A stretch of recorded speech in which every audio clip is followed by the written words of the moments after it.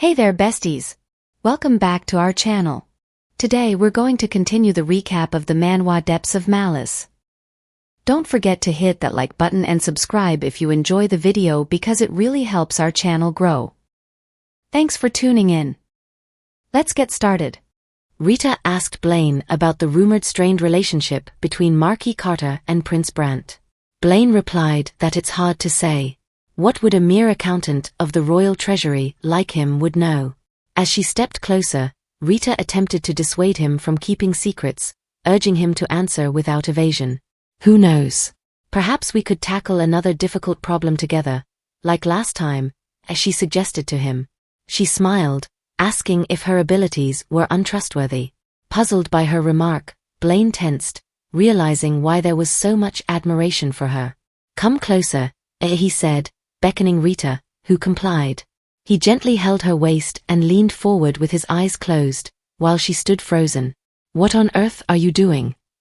Rita shouted, pushing Blaine away from her. Blaine smiled gently. Honestly, I'm enjoying this moment a bit, he told her calmly. Two beasts are too busy quarreling with each other to set their sights on the Shade family, he said. If you had to choose one, who would it be? She asked him. I am a simple man, my lady. I am not interested in other men. However, if I must choose, I'll choose the beautiful girl's side, Blaine said casually. You say that without knowing whose side I would take. Rita quipped, her gaze steady. I don't know all the subtle feelings of young ladies. Although you appear as frail as a lamb, I can see the lion hidden within you. Blaine Shade said while touching Rita's ear. You don't care about bad and rotten men. So to capture even a glimmer of your interest, one must ascend beyond the realm of mere villainy, reaching the heights of a beastly adept, all while wielding a subtle touch of cunning, Blaine mused with a hint of satisfaction. Back at the Alberhart's manor, Rita returned wearily. As Jana assisted in undressing her elaborate attire, Rita reminisced about her encounter with Blaine at the royal library. Not uttering a word, Rita remained calm while Jana helped her take off her dress. These clothes are musty. Throw them away, she told Jana, who responded with a frightened yes, miss. Rita turned, her gaze sweeping the room. The guest I requested, have you brought him here yet? She inquired of Jana. Of course, miss. He's here, Jana replied promptly, her tone respectful. You've done well, Jana. Before you leave, could you summon the butler for me? Rita requested with appreciation evident in her voice. I will, miss, Jana said with a smile as she gracefully exited the room. Shortly after, Ian soon appeared before Rita, his expression tinged with remorse. Rita observed him closely, unable to suppress a smile of her own. Seeing how pale he is, it seems like my strategy of ignoring him worked. He's terrified. Usually, the rule is to pick them off one by one, starting with the weakest. But I did the opposite. Rita said to herself while watching Ian. How should I handle you? As she asked him, making Ian feel more scared. As you are aware, I've been to court recently. At court, I learned exactly what a disobedient dog does to its owner when left to its own devices, Rita said to Ian. Since when did the lady who only cried and was pessimistic about her fate change like this? Ian wondered, fixing his gaze slightly to the ground. Even with my sincerest apology, I can hardly begin to hope to receive your forgiveness, miss, he said calmly, not trying to worsen his current state. Apology? Rita asked, looking disgusted. I'm not sure I follow. What value could your apology possibly have? She asked him. I'm sorry, miss, Ian apologized with a bow. If you were truly sorry, you wouldn't have done something to be sorry for in the first place, as she told him with a cold look as she recalled the first moment she shared with Ian and how he took advantage of her naivety. If I had gotten married to Jean Lawrence and gotten tossed between you and all the other men of the world, would you still apologize? Rita asked him with a smirk. I don't believe you would have, as she told him. Ian knew that if he got kicked out of the Alberhart's manor, his life would be ruined. He understood that without a referral, he couldn't apply for jobs in other noble houses, and someone who was once close to nobles would become a commoner again. Ian was scared of losing his job. Lord Alberhart will be quite upset if he finds out, he said, his head still fixated low with tension. What's that? I can't seem to hear anything a fired loser says, Rita said flamboyantly. Miss, I beg you to reconsider, Ian said, sounding apologetic. Are you deaf? I said you are fired, Rita told him, disregarding his plea. Miss? Ian screamed loudly. How dare you raise your voice at me? Rita's voice echoed through the room as she sprung up from her seat. With determined strides, she rushed towards Ian, her fingers curling tightly around his shirt, shocking him into silence. Your role was simply to ensure my engagement remained intact. Oh dear, but now my dear fiancé is a jar of ashes. If my relationship with the Lawrence family has ended, so has your usefulness, she said with a smile, stunning Ian into silence. You wouldn't earn my forgiveness even if you were to fall on your knees and beg like a dog. Yet you dare try and intimidate me by invoking my dear father's name no less, Rita asserted firmly, her voice brimming with confidence, before releasing her grip on his shirt. I wonder who they'll throw faster? The only daughter of the Alberhart family or a mere butler? Shall we put it to the test? Rita asked Ian before walking out on him. Ian fell to the ground. Miss Alberhart, he stuttered as he crawled to her, making Rita pause as she observed him. What I did was wrong, so please, I am begging you, Ian pleaded, bowing at Rita's feet. Rita's eyes opened wide as she watched Ian kiss her feet. I only did it because of my affection for you, miss. How else could a mere butler like me express my love for you? I couldn't see any other way. That's why. Ian began to explain before Rita forcefully pushed him onto his back, using her feet against his chest. Ian cried out in pain, caught off guard by her swift action. You did it because you loved me? Rita asked Ian. It was the only way because of our difference in class, Ian responded. Are you right in the head? Rita asked Ian, wearing a devilish smile causing him to flinch. If you truly loved me, you should have come straight to me when you realized exactly what sort of son of a bitch my fiancé was. When he suggested making me his harlot, you should have spit in his damn face and refused such a disgusting proposal. She seethed, wearing a hateful look, scaring Ian even more. Ian sobbed as he said, I was desperate, miss. Suitors from much nobler backgrounds flocked to you in droves, so how could I refuse that offer? Rita stepped hard on his chest, causing Ian to cry out in pain. Don't make excuses. Rita shouted at him. Miss, Ian stuttered, forgive my ignorance. Please just allow me to be by your side, he pleaded, his hands clasped together. You'd really do anything? Rita asked him with an uninterested look. Yes, miss, definitely. I'll do anything, Ian said, begging her. Very well, Rita said, grabbing his hair. At the very least, I shouldn't deny you your opportunity to prove your loyalty to your master, Rita said with a wicked smile, holding Ian's hair, drawing nearer to his face. Please just tell me what to do, miss. What shall I do first? Ian said, pleading for Rita to give him a chance. Go collect your severance from Jana. Then, depart for Tatum immediately, Rita told him with a superior tone. Miss? Ian asked, almost not believing his ears. Go there and check how my parents are doing, then transmit the message to me. Without missing anything, Rita ordered, still holding his hair. Rita thought it's awfully strange. No matter how busy business might be, to neglect their one and only daughter like this, they're definitely hiding something. Is it really just that, and I will be forgiven by you? Ian asked her, almost excitedly. That's right. I will write a letter. Make sure to deliver it to my parents, Rita told him, her tone now less harsh. I swear to deliver it, miss, and I will return with news of the lord and mistress, Ian told Rita, but she watched him sternly. Good, then go right now, she told him, releasing his hair from her grasp. Thank you for giving me a second chance, miss. Ian said upon reaching the door. I promise I will not let you down, he told her, assuring her with a smile as he left. In Rita's room, Yersha stood dressed like a butler as Rita turned to him. Is this enough, Yersha? Rita asked her, showing Yersha a lock of Ian's hair. Yes. A single hair is all I need to cast a spell, Yersha told Rita.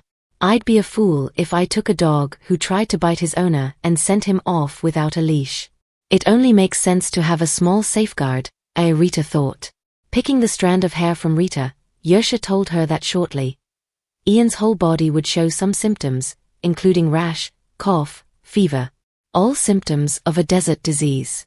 Yersha held up the hair in his hand as he cast the spell on it. In order to ensure he completes the task, his symptoms will improve the closer he comes to Tatum. But if he escapes elsewhere, then the disease will become serious and definitely kill him, Yersha said loudly. That's well and all. But now that you've become Verta's new butler, your name might draw some unwanted attention, Rita said to Yersha. We went through all the trouble to get you here. It would be a shame if your name was what gave us up, Rita said. I suppose an alias would be useful for hiding my identity. That name is no different from the real name, so replacing it with Yen may sound better, Yersha told Rita, to which Rita smiled. Very well, Yen. From now on, I'm counting on you, Rita exclaimed happily. 2 weeks later at the royal palace, Prince Brant sat in his office going through a document. He felt dizzy while glancing at the document. Resting his head on his chair, he sighed tiredly. Something caught his eye outside his office. Walking to check what it was, he saw Rita gardening. Rita wiped her head with the back of her palm.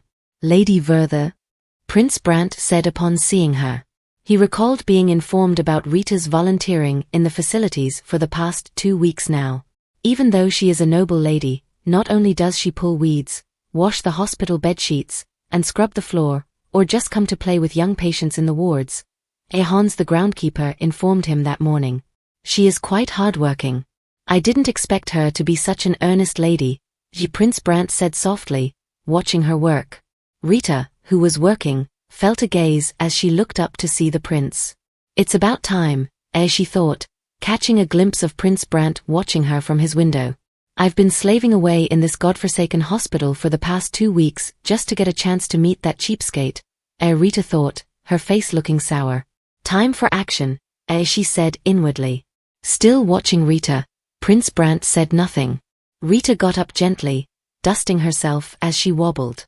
About to take the next step, she slumped to the ground. Lady Verta! Prince Brant screamed, calling her name.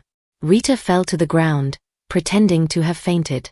He saw that, right? There's no way he didn't. I purposely wore a bright yellow dress. If Prince Van Brant doesn't come, then I suppose Hans will.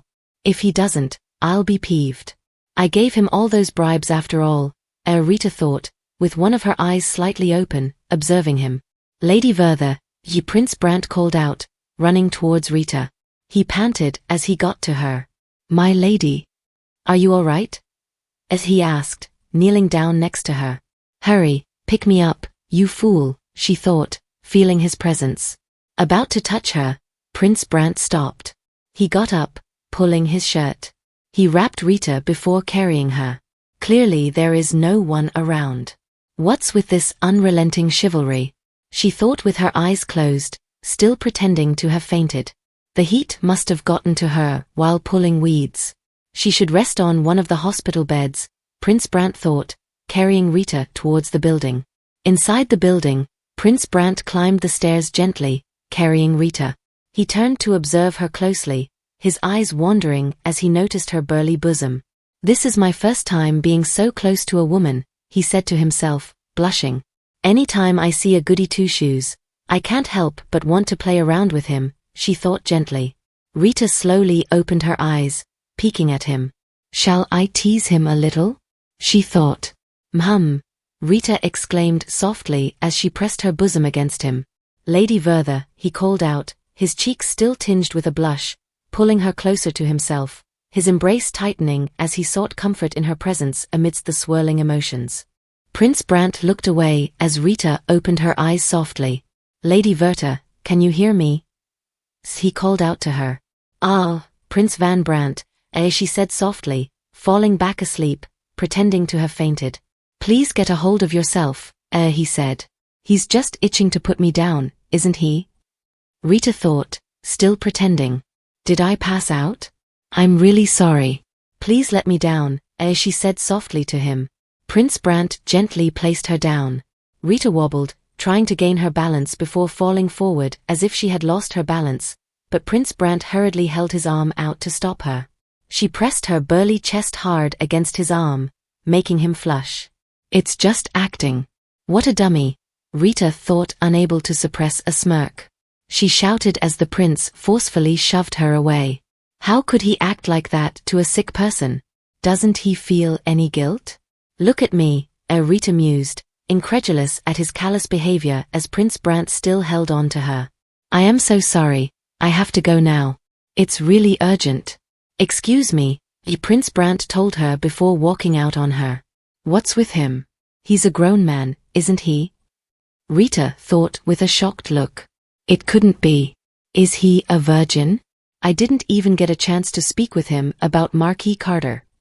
Rita thought, flinching a bit as she looked shocked.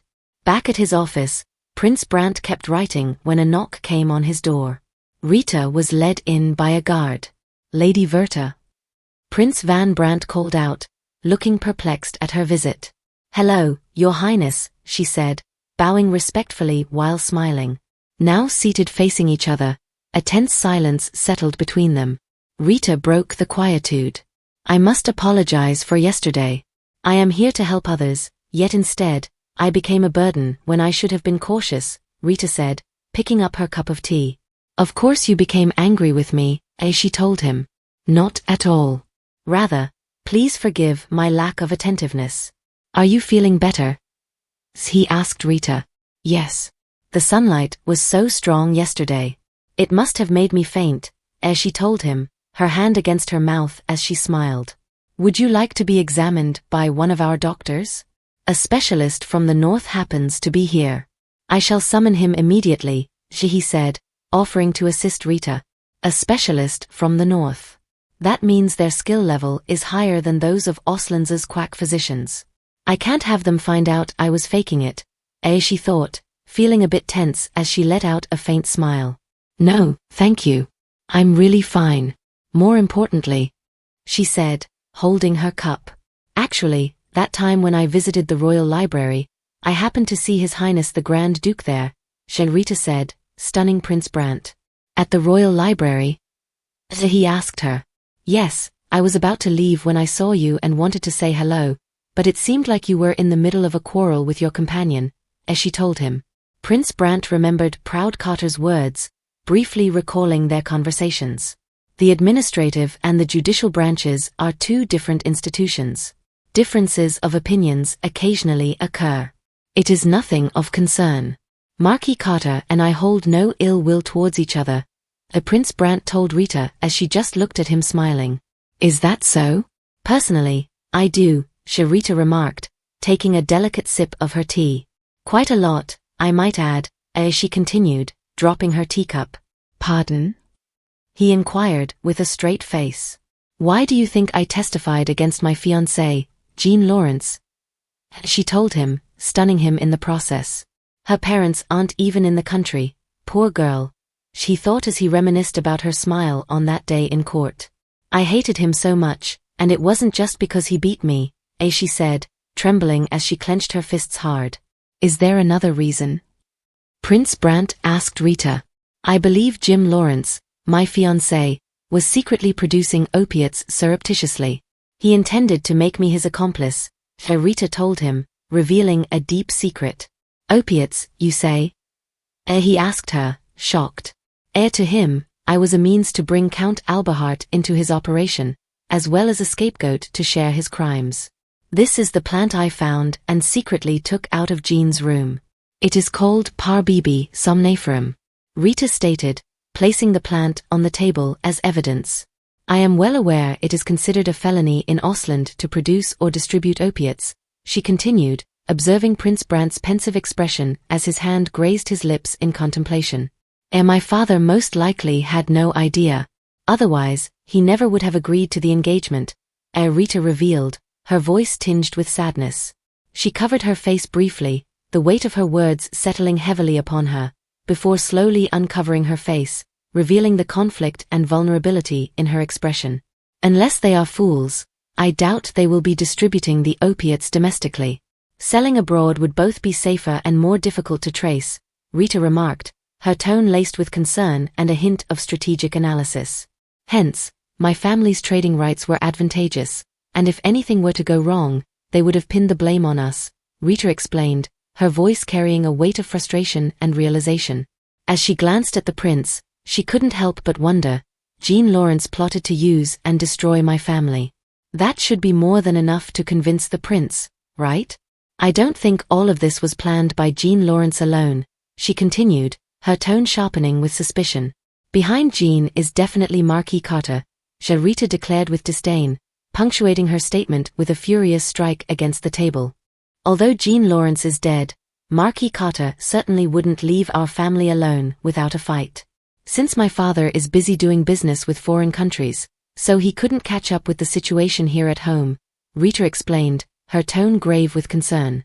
As the only daughter and heir of the Alberhart's family, it's my responsibility to save my family from this imminent danger, she declared, her sense of duty evident in her words.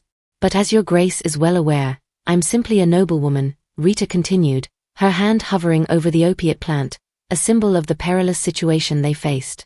So, despite my shame, I came here to ask for your help, Rita admitted to him, her voice tinged with vulnerability yet resolute in her plea. Thank you for informing me. I will consider carefully what you've told me today. Also, Prince Brant said before picking up the plant from the table. He took a good look at it. I will try to further investigate this plant, he assured her, his tone reflecting his commitment to assisting her. A few days later at the Alberhart mansion, there was a guest at the Alberhart's manor. Welcome Prince Brant, Rita said, smiling. Lady Verta, he said casually, his fist clenching hard. I thought it'd be best to speak with you face to face, he told her.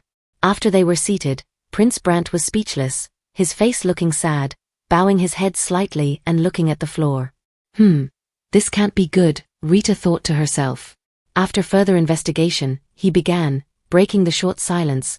I found this matter is far more dangerous and graver than even you might have guessed, my lady. I'm afraid I have no choice. I cannot involve a frail noblewoman such as yourself in this, Lady Verta. I'm really sorry, he told Rita, leaving her speechless, her eyes widening with disappointment. So, he wants me to sit pretty and wait? Don't make me laugh. She thought, frowning slightly. I see. So, the cutting I gave you must have not been much help. I should have known that alone would not condemn Marquis Carter. His right-hand man, Jean, is dead after all. If he feigns innocence, then that's it, she told him, her hand against her lips. That's not what I meant, Prince Brant said almost immediately. I really respected the lady's knowledge and the way you realized the problem, but this time it was really too dangerous for you, my lady, he said, warning her. I get it. I understand your highness's decision, Rita told him, looking a bit sad. Because up until now I still hadn't shown my ability to you. How could I expect you to trust me? Rita asked him with a straight look. You misunderstand the issue, Lady Verta. It wasn't that you lacked ability. It was because I wanted to protect you, Prince Brant told her as Rita pondered on what he was saying. Protection? You protect me? What makes you think you can? Rita thought, not looking impressed. I respect His Highness's decision. However, although I cannot be directly involved, may I at least request an equivalent exchange of information, Your Highness? Rita asked him, silencing him as he looked at her with keen eyes. After all, you are an honest man who abides by truth and honor, Rita said to him, making him pause as he recalled his meeting with a doctor a few days ago. People who continued to use this herb may have developed an intense addiction. Their lungs would gradually fail and cause pneumonia symptoms, the doctor told Prince Brant. Are you certain? He asked, surprised by this information. Yes, Your Highness. In addition, discontinuation may have resulted in death due to shock, he told him. The previous emperor, now deceased, was once so strong that he went hunting twice a week. Pneumonia would not have been enough to kill him, Prince Brant told the doctor quietly as his reminiscence came to an end. For the sake of protecting the safety of my family, I am very determined for this case. If your grace would like me to step back, Your Highness must give me a convincing reason to do so, Rita told him boldly. Wouldn't you agree that much is fair, Prince Brant? Rita asked him, not wavering. Pausing for a while, Prince Brant told her the healthy emperor had passed away.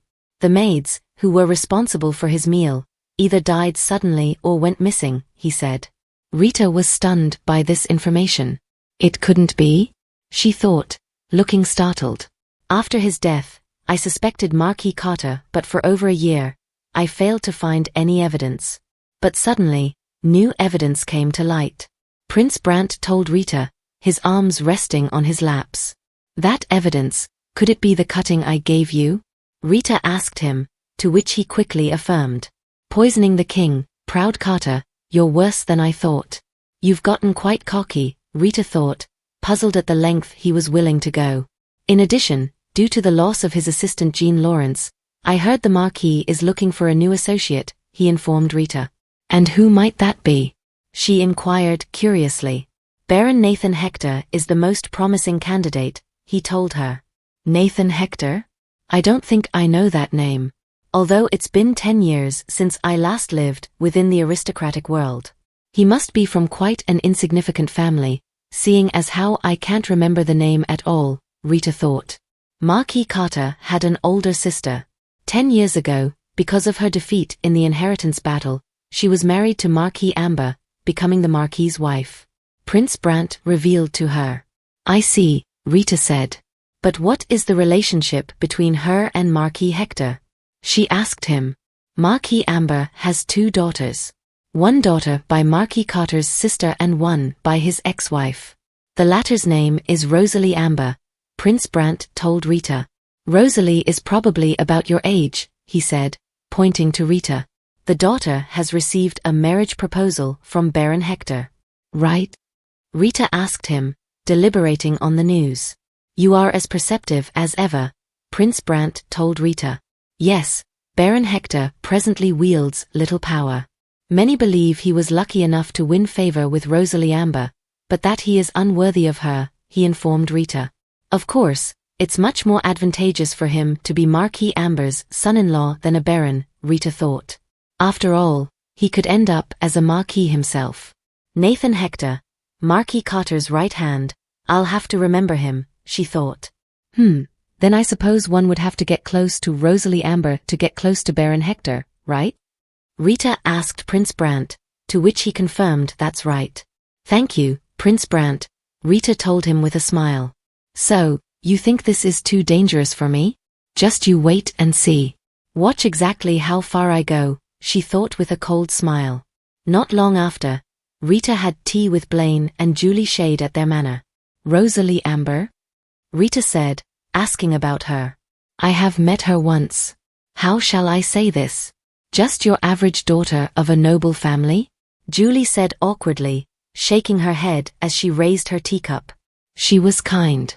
It almost felt like she was trapped within others' expectations of her, Julie said, revealing Rosalie Amber's personality. It seemed like she's learnt nothing after being rejected by the royal guard, Rita thought as she watched Julie converse nonchalantly. Rosalie Amber didn't seem eager to conquer new things, Julie said with a sigh. Why is Lady Verta so interested in the Amber's daughter all of a sudden? Blaine Shade asked, beaming with a smile. It's because I saw people around say that she was a gentle lady, so I wanted to make friends, Rita remarked with a smile, replying to Blaine. What? Rosalie Amber? Kind? Julie shouted, banging the table in surprise. The way I see it, that girl got a savior complex.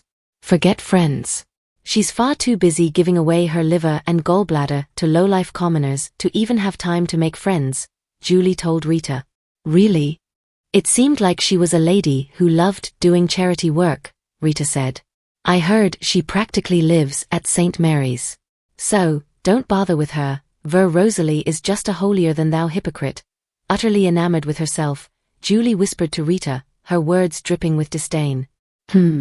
Seeing how worked up Julie is getting, she really must be a kind woman, Rita thought. I heard that Rosalie Amber recently had a fiancé, Blaine said, cutting Rita's thought. However, he was just someone from a lowly family. But the rumor said that he was a handsome, manly man who was quite talented, he told Rita calmly. Geez, she thought with a smile. Such a quick-witted man, she thought as Blaine smiled back at her. Rita observed Blaine's facial expression with a faint smile, thinking, such a quick-witted man. He saw right through me as soon as I brought up the subject of Rosalie Amber. I can only imagine how many girls have gone and ruined their lives enchanted by that face. Meanwhile, Julie banged the table, expressing her anger. So, what if he's handsome? You said he's from a modest household. He's most likely just another scoundrel trying to use his good looks in order to mooch off his fiancée, she remarked. Blaine addressed Julie, his sister. It's a bad habit to just look and judge others by their appearance. After all, you took one look at Proud Carter and fell for him, remember? Albeit it was one-sided. Rita held her mouth in shock upon hearing his words. What? Julie fancied Proud Carter? She thought. Julie reacted harshly, getting up from her seat with a red face. Brother. It's because at that time I was just a kid who knew nothing of the world. That is certainly not the case anymore, she said, before storming away from their tea party in anger. Blaine laughed at Julie's reaction. My dear little sister has stormed off to sulk, he remarked. You've come all this way to visit us. Would you at least like to see the gardens before you go? Blaine suggested, to which Rita agreed. Back at the garden, as they strolled arm in arm, Blaine asked Rita, Your parents have been abroad for much longer than expected. They are currently in Tatum, am I correct? Yes, it's been over 2 years, Rita said sadly. To my understanding, they are amidst negotiations for local spices and cotton fabric, but it is taking far too long, she continued. Rita reflected on the letters Verta's parents had sent her. Based on their letters, it's been at least 2 years since Verta's parents lost all affection for their only daughter. It was wise to send Ian to Tatum instead of killing him. Blaine observed Rita's expression.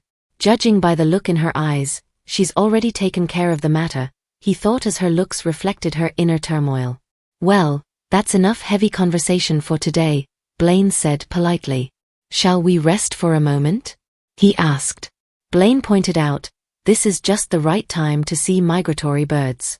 They will stay here for a while, then when autumn comes, they will leave for Tatum in anticipation of the winter. Look, there's one now. See? It is a beautiful color. As Blaine pointed to some birds flying, Rita turned to look but couldn't see anything. I can't see very well. Where? Rita was asking as Blaine tripped Rita's back heel, causing her to lose balance and fell backward onto him. Rita landed on top of Blaine's leg, eliciting a scream from him as she turned to face him, placing her hand on him. Oh my, how clumsy of me. Are you all right? She asked him. Luckily, it seems like nothing was broken, okay, he told her. Rita stuttered a bit, short of words before saying, You are pretty handsome. Don't tell me you only just realized this? He asked her, fixing his eyes on Rita's bosom. If we continue like this, he thought, trying to compose himself, blushingly. If you don't mind, my lady. That is, unless you plan on rewarding this sorry chap who broke your fall with a kiss. He asked flirtatiously. What kind of reason is that? Rita thought with a frown. Wait, there's no reason not to do it. Plus, no one is around, she thought to herself, unsure of what to do. Rita gently placed her hands on Blaine's shoulder. She slowly leaned forward closer to his face before kissing and licking his lips. Rita held his face as she caught his red face.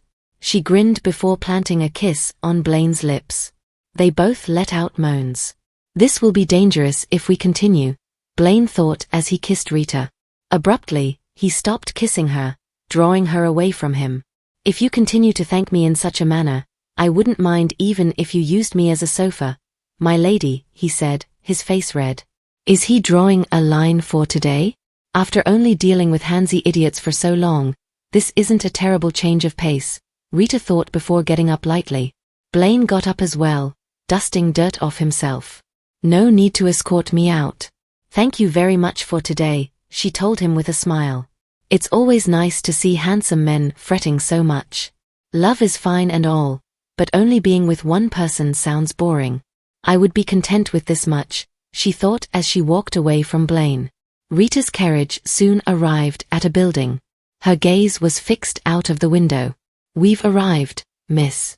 Would you like me to open the carriage door?" the coachman asked suddenly, startling her. How can a person have such an absolute lack of presence? Is he even human? She thought with a frown as the door creaked open as she stepped out of her carriage. Rita observed the man closely.